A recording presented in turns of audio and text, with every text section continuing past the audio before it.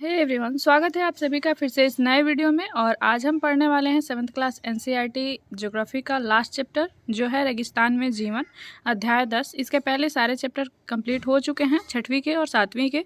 उसे ज़रूर देख लीजिएगा। जिन लोगों को नोट्स चाहिए वो इस नंबर पर मैसेज कर सकते हैं, आपको नोट्स का डिटेल मिल जाएगा कि आपको नोट्स कैसे मिलेगा। नोट्स जो है वो 6 से 12 तक की एनसीईआरटी ज्योग्राफी की है। जो लोग नोट्स परचेज नहीं कर सकते वो यहाँ से देख के अपना नोट्स तैयार कर सकते हैं। नोट्स ज़रूर बनाइएगा। बढ़ते हैं आगे। तो सबसे पहले हम जानेंगे रेगिस्तान क्या है, क्योंकि रेगिस्तान में जो जीवन है वो कैसा है और रेगिस्तान कहाँ है, वहाँ की जलवायु कैसी है, इसके बारे में हमें इस चैप्टर में पढ़ना है। तो सबसे पहले हम देखते हैं कि रेगिस्तान क्या है। रेगिस्तान जो है एक शुष्क प्रदेश है जिसकी विशेषताएं अत्यधिक उच्च अथवा निम्न तापमान एवं विरल वनस्पति है। यानी कि जो रेगिस्तान है वो एक शुष्क प्रदेश है। इसकी विशेषता ये है, इसे 3 आधार पे आप जान सकते हैं। पहला कि ये अत्यधिक उच्च अथवा निम्न तापमान है और विरल वनस्पति यहाँ पे होते हैं। जिस तरह से अन्य जगहों पे आप देखेंगे वनस्पतियों को, उस तरह से यहाँ पे वनस्पति आपको नहीं मिलेंगे। गर्म रेगिस्तान सहारा के बारे में दिया गया है कि यह विश्व का सबसे बड़ा रेगिस्तान है जो 8.54 लाख वर्ग किलोमीटर के क्षेत्र में फैला है। और यह अफ्रीका महाद्वीप के 11 देशों, यहाँ पे 11 देशों का नाम एनसीईआरटी में मेंशन है। तो आपको बिल्कुल एकदम कंठस्थ याद होना चाहिए कि अफ्रीका के वे कौन से 11 देश हैं जहाँ पे सहारा रेगिस्तान फैला हुआ है। अल्जीरिया है, चाड, मिस्र, Libya, Mali, Mauritania, Morocco, Niger, Sudan, Tunisia एवं पश्चिमी सहारा। इन सब में कभी भी क्वेश्चन बनाया जाएगा तो यहाँ पे कोई और देश ऐड करके या फिर कोई और देश को अलग करके यहाँ पे दिया जा सकता है स्टेटमेंट में, और आपको चुनने के लिए दिया जा सकता है कि ऐसे कौन से देश हैं सॉरी अफ्रीका के वे कौन से देश हैं जहाँ पे सहारा रेगिस्तान फैला हुआ है या फिर नहीं है। यहाँ पे देखिए, ये है अफ्रीका महाद्वीप का मैप। अगर आप लोग कहेंगे तो मैं मैपिंग का वीडियो अलग से स्टार्ट करूँगी। ये है सहारा, यहाँ पे मरुस्थल जो कि 11 देशों में, ये अफ्रीका महाद्वीप के 11 देशों में फैला हुआ है। यह सिर्फ बालू की परतों से ढका ही नहीं, बंजरी के मैदान और नग्न चट्टानी सतह वाले उत्थित पठार भी पाए जाते हैं। यहाँ पे सिर्फ मैदान ही नहीं पाए जाते जो कि सपाट होते हैं, यहाँ पे भी पठार पाए जाते हैं। और ये सिर्फ बालू की परतों से ढका नहीं होता, ये बजरी के भी मैदान यहाँ पे पाए जाते हैं। कुछ स्थानों पर 2500 मीटर से भी अधिक ऊंची है। यानी कि जो सहारा मरुस्थल में ही कुछ स्थान ऐसे हैं जो कि जिसकी ऊंचाई जो है 2500 मीटर से भी अधिक है समुद्र तल से। यहाँ की जलवायु की अगर बात की जाए तो जलवायु यहाँ पे देखिए अत्यधिक गर्म है, गर्म और शुष्क है। यहाँ की वर्षा ऋतु अल्पकाल के लिए होती है। यहाँ जो वर्षा ऋतु होती है 9 के बराबर होती है, बिल्कुल कम समय के लिए। दिन के समय यहाँ का जो तापमान है वो 50 डिग्री सेल्सियस से ऊपर होता है तथा रात को 0 डिग्री सेल्सियस पर पहुँच जाता है। यानी कि दिन जो होता है वो बहुत ही गर्मी और रात जो होती है एकदम ठंडी 0 डिग्री। सोचिए जब हमारे यहाँ ठंड होती है 17, 18, 20 डिग्री सेल्सियस पे हमारा क्या हाल होता है, तो वहाँ रात के समय तापमान 0 डिग्री सेल्सियस। अब सोचिए जो लोग 50 डिग्री में दिन में रह रहे हैं वो सीधे 0 डिग्री में रह रहे हैं रात को। कैसी वहाँ की जलवायु है और कितनी विषम परिस्थितियाँ हैं वहाँ की। यहाँ पे वनस्पति के बारे में बताया गया है और प्राणी जात के बारे में, प्राणियों के बारे में यहाँ पे लिखा हुआ है। वनस्पति में कैक्टस है, खजूर है, एकेशिया और खजूर हरित द्वीप में पाए जाते हैं। ये वनस्पति हैं वहाँ के। यहाँ के जो प्राणी जाते हैं जैसे ऊँट है, लकड़बग्घा, सियार, लोमड़ी, बिच्छू, सांपों की प्रजातियाँ एवं छिपकली प्रमुख जीव एवं जंतु हैं। यहाँ के ये वनस्पति एवं प्राणी जात हैं।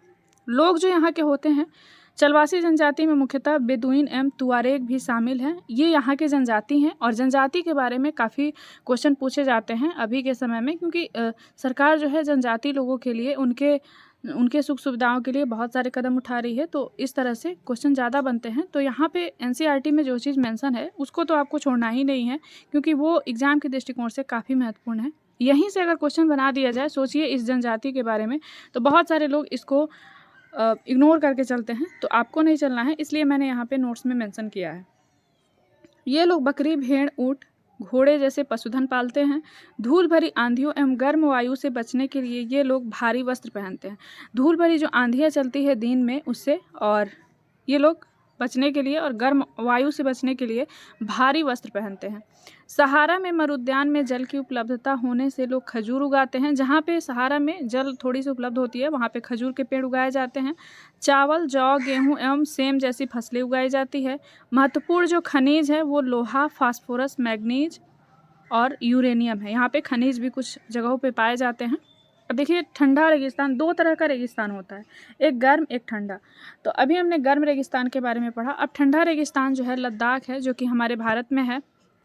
और देखिए इसके बारे में क्या दिया हुआ है कि लद्दाख एक ठंडा रेगिस्तान है जो बृहद हिमालय में स्थित है। बृहद हिमालय जो है वहाँ पे एक रेगिस्तान है जो कि लद्दाख है। लद्दाख में अनेक हिमानियाँ हैं, जैसे गैंगरी हिमानी और सियाचिन ग्लेशियर है, ये सभी जो हैं यहाँ पे हिमानियाँ हैं। लद्दाख की ऊंचाई कारगिल में लगभग 3000 मीटर, काराकोरम में 8000 मीटर से भी अधिक पाई जाती है। तो ये है यहाँ की ऊंचाई। अब यहाँ की ये जो शीत मरुस्थल है, यहाँ की जलवायु देखिए, यहाँ की जो जलवायु है अत्यधिक ऊंचाई से जलवायु शीत व शुष्क है। ग्रीष्म ऋतु में 0 डिग्री सेल्सियस से भी अधिक होती है और रात में ये -30 डिग्री, यानी कि ग्रीष्म ऋतु जो यहाँ की होती है ये 0 डिग्री सेल्सियस से ऊपर होती है और रात में जो है -30 डिग्री तापमान से भी नीचे यहाँ का तापमान होता है। शीत ऋतु में -40 डिग्री सेल्सियस से भी नीचे, और वर्षा जो होती है 10 सेंटीमीटर, यानी कि पूरे साल में मात्र 10 सेंटीमीटर यहाँ की वर्षा होती है। यहाँ पे जो वनस्पति और प्राणी पाए जाते हैं तो उच्च शुष्कता के कारण विरल वनस्पति है। घाटी में सरपत व पॉपुलर उपवन दिखते हैं। ग्रीष्म ऋतु में सेब, खुबानी, अखरोट आदि ये सब पाए जाते हैं। पक्षी जो है रॉबिन है, रेड स्टार्ट है, तिब्बती स्नोकॉक है, रैवन व हुप है। पशु जो यहाँ के हैं जंगली बकरी, जंगली भेड़, याक, विशेष कुत्ते हैं यहाँ पे जो पशु हैं।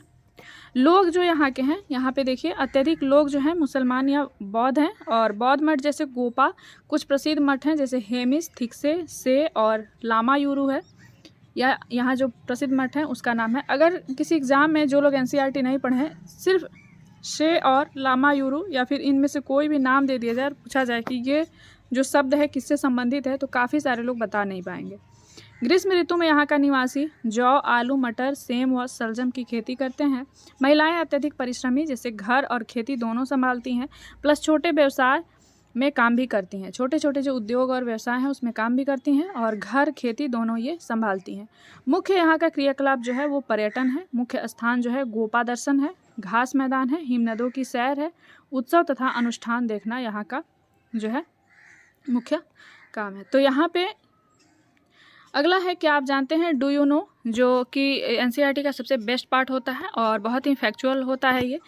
एक समय में सहारा रेगिस्तान पूर्णतः हरा भरा मैदान था। ये आपको आश्चर्य होगा कि अभी जो सहारा आप देख रहे हैं, सहारा की हालत मरुभूमि, वो एक टाइम में जो था पूर्णतः हरा भरा मैदान था। यहाँ की गुफाओं के चित्रों से पता चलता है कि यहाँ नदियाँ तथा मगर पाए जाते थे। नदियाँ यहाँ पे पाई जाती थी और नदियाँ थी तो मगरमच्छ, अगर सिर्फ कहा जाए कि यहाँ मगरमच्छ पाए जाते थे तो इसका मतलब वहाँ पे पानी का स्रोत था, यानी कि नदियाँ थी। हाथी, शेर, जिराफ, शुतुरमुर्ग, भेड़, पशु तथा बकरियां सामान्य जानवर थे। यहाँ के जलवायु ने इसे बहुत गर्म एवं शुष्क प्रदेश में बदल दिया है। तो ये सहारा रेगिस्तान के बारे में है। कुछ आगे भी यहाँ पे दिया हुआ है कि सहारा के अल अजीजियो क्षेत्र में, जो त्रिपोली लीबिया के दक्षिण भाग में स्थित है, यहाँ का सबसे अधिक तापमान 1922 में 57.7 डिग्री सेल्सियस दर्ज किया गया था।